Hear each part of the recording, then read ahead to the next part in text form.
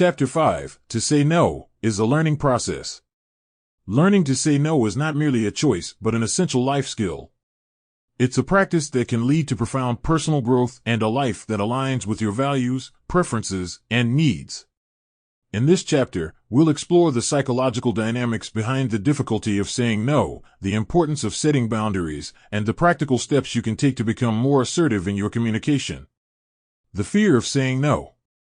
Many of us grow up with the understanding that saying no is impolite or selfish.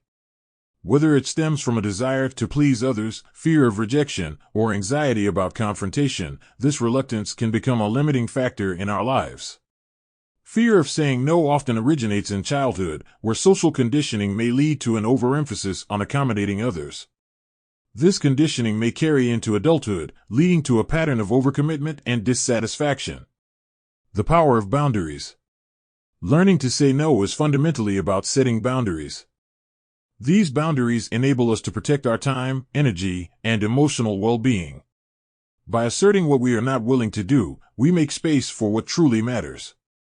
Setting boundaries is not selfish, it's a form of self-respect and a signal to others about how you expect to be treated. It's a vital component in building healthy relationships and a fulfilling life. The process of learning to say no. Identify your values, know what's most important to you. What are your priorities? What aligns with your values? Understanding these aspects can guide your decisions. Practice with small steps. Start with less significant situations where you can practice saying no without much consequence. Gradually work your way up. Communicate clearly, be concise and firm in your response. Avoid over-explaining or apologizing. Seek support if needed. If you find this process particularly challenging, seeking the support of a therapist or counselor can be beneficial. Reflect on your feelings. After saying no, take time to reflect on how it felt. Acknowledge any discomfort, but also recognize the empowerment and autonomy that comes with setting boundaries.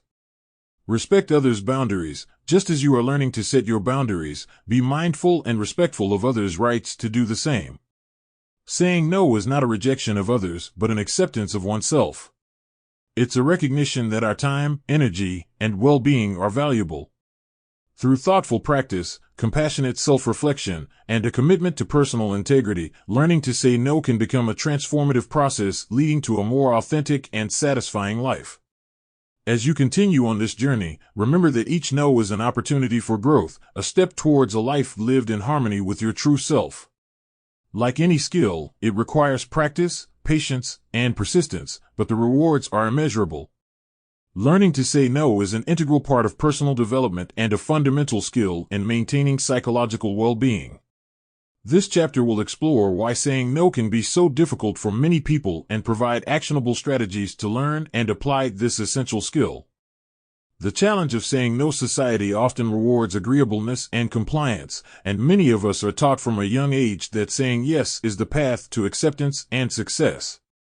This can lead to a pattern of overcommitment, stress, and a loss of personal autonomy. While we must learn to say no, learning to say no is not about being selfish or uncooperative. It's about recognizing and honoring our limitations and needs. By saying no when necessary, we make room for what truly matters in our lives and protect our mental and physical well-being. Strategies for learning to say no. Understand your values, know what is important to you, and prioritize those things. It makes it easier to say no to requests or commitments that are misaligned with your values. Practice saying no. Start with low-stakes situations where the pressure to say yes is minimal. Practice can build confidence in your ability to assert yourself when it matters.